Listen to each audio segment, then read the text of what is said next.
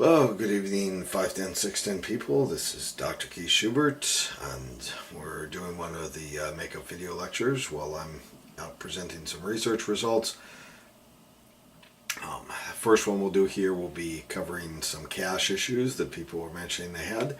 So we're going to assume that we've got a computer that's 3 gigahertz. We'll assume it's x86 style. It'll have an H-stage pipeline. It'll have instruction buffers in it. Usually we do buffer instructions as they come in. We'll assume that these will negate any instruction load penalties 90% of the time. Usually we do much better, but this will actually kind of work out reasonably nice when we're calculating. 25% of our instructions we'll make to be loads, 5% stores. Everything else we'll consider to be basically ideal except for the load penalties that I mentioned a few seconds ago. We'll have a 32 kilobyte level 1 cache, 500 picosecond access, 8-way associative, write through. We'll have a buffer that we can write through. It will eliminate penalty of writes to lower memory in all but about 1 in 66 cases. Again, that's going to be one of those kind of nice numbers to work out. It will not be write allocate, which means if it doesn't have an address in it and the CPU attempts to write to it, the cache will not allocate any space for that. It'll just pass it on through to the lower levels to store to RAM. It'll have a 1 in 21 miss rate for data and a 1 in 42 for instructions. Again, that'll give us reasonably nice calculations and does maintain the basic thing. You usually try to make your miss rate much smaller for instructions since they happen all the time. 1 megabyte level 2 cache, 10 nanosecond access time. It'll be a 4-way associative cache. We'll make this one write back and write allocate, so it will allocate on these areas. Again, this is all to make sure we properly protect our RAM. We don't want to over access it because it's slow. 20% miss rate, 10% dirty. We'll have a 4 gigabyte RAM, 50 nanosecond access, and since we talked about burst in class, I'm not going to do all the burst stuff. We'll just keep this one kind of simple. Alright, so first thing we might want to do is to just assume that there's no cache at all, just get a basic idea of what the performance is, and then we can calculate the speed up of this system compared to what would happen if there was no cache. It'll give you a good idea of what's going on. Plus it's actually pretty simple to calculate. Now, assuming that there was no cache whatsoever, we'd have to do basically a couple things here. My pen doesn't look particularly great. Let's try a different one. So let's assume I want to take a look at the penalty. It's much better for an instruction load. So the penalty for an instruction load is going to be how often do we have a problem? Well, that happens 1/10 of the time. And then how much do we have to pay? Well, if there's no cache, we go right down to RAM. So it's going to cost me 50 nanoseconds to be able to access that. But that's in nanoseconds. I need to get this into cycles, so I'm going to multiply. I said I had a 3 gigahertz clock.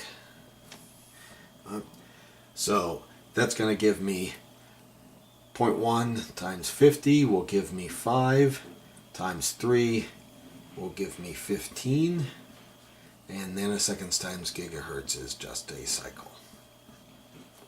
So we got 15 cycles here that it's going to cost us. Now for P for data, now notice that we talked on these things that it's going to eliminate the penalty of writes to lower memory and all but 1 but 66 for the level 2 cache, but in this case we have no cache, so we're just going to, for all data, whether it's a load or store, I'm going right to RAM.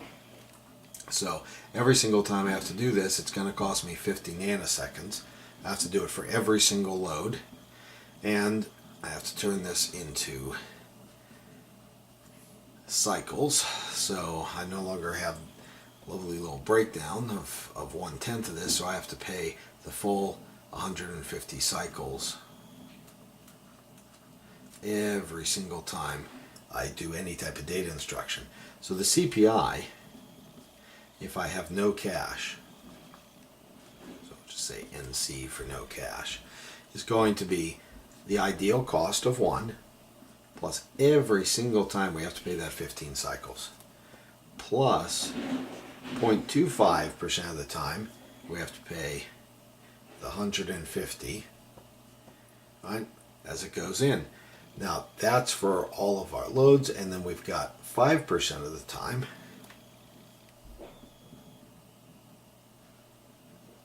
we have to also pay this, because this is for writes, and you have to pay on writes as well as reads. So we have to take that and also multiply by 150. Now we could just kind of group these together if we want, and we would get 0.3 times 150. And so we've got 16 plus 0.3 times 150, which will give us, let's see, that's an ugly looking 16. So that'd be 45 cycles. So 16 plus 45 gives me 61 cycles. That's pretty pathetic as a CPI as it goes. Of course, nobody has gone without cash anytime in the recent past, but you could exactly see why that is the case at the moment here. So the only thing that was giving us any advantage on this at all was that 1/10. Notice that was not part of the cache itself. That's inside the system, that it's going to kind of load a whole bunch at a time as it's coming in, and it will store them. So, it's kind of got its own little built into the CPU. So, but that's a amazingly painful little system at that point. All right, so that's what we would be paying CPI wise, at least average CPI, if we did not have a cache. So now we get to take a look at what happens with cache. Okay, so hopefully this doesn't shake too badly, so I gotta stick my arm through the little tripod here. All right, so now I need to take a look. Again, we're going to calculate P for the instruction loads. I'm just going to put IL as it's going on here. We still have the 0.1 penalty, but now we do have cache. So to access the first level of cache, we have half a nanosecond. That's 500 picoseconds. We'll just put as 0.5 nanoseconds. We have to pay that every single time. And then, since this is an instruction load, we said we miss 1 in every 42. And that will then multiply to the next level down. We have to pay a 10 nanosecond access time. And then we have a miss 20% of the time. And if we have a miss, we'll have to load something in. And it's dirty 10% of the time, which means we'll have to write that back down, which will take some time. So 1.1 gives us the access itself, and 10% of the time it's dirty. And we have to pay at that point our access to the RAM. This is all in nanoseconds that we've done so far, so we have to multiply by 3 gigahertz to get it back out.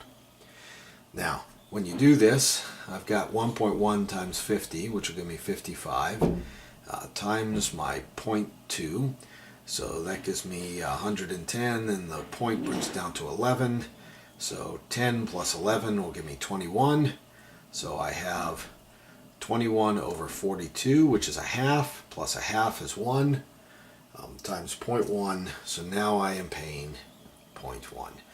Considerably better than the 15 I was paying before. So that's going to be probably a hugest savings right there of anything.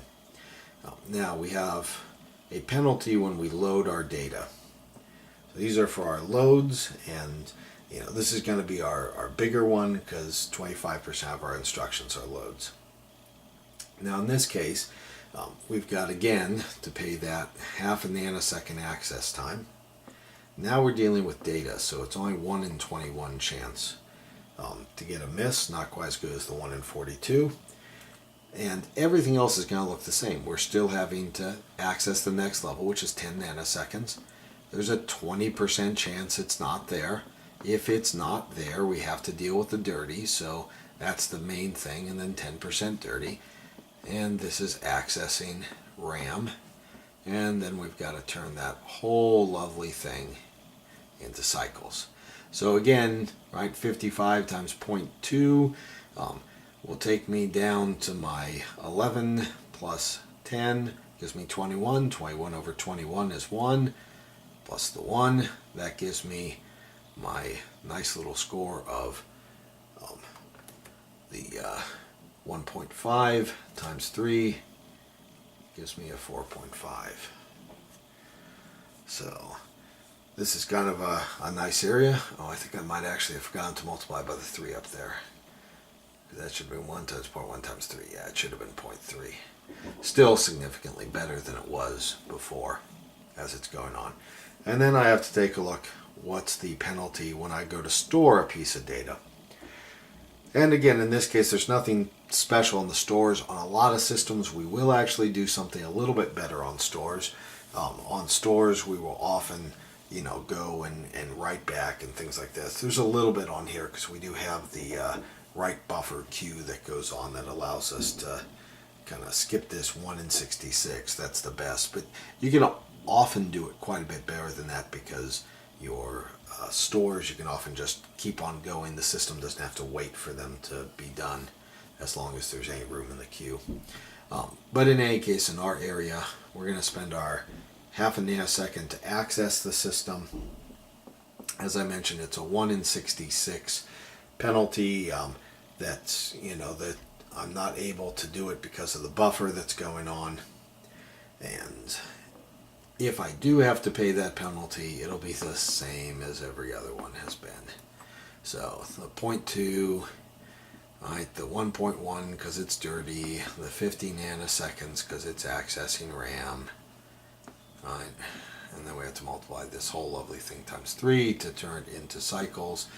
So again, we've got, a case of, in this one, 21, not quite as nice on this one, right, because now I got the 21. I should have probably made that actually 63 as I was going on.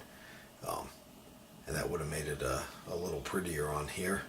Well, I guess, actually I shouldn't, right? It was in this case I don't have to, okay, it's only a 0.1, right? So now I have to explain why it's just a 0.1, right? 20% of the time it's going to miss.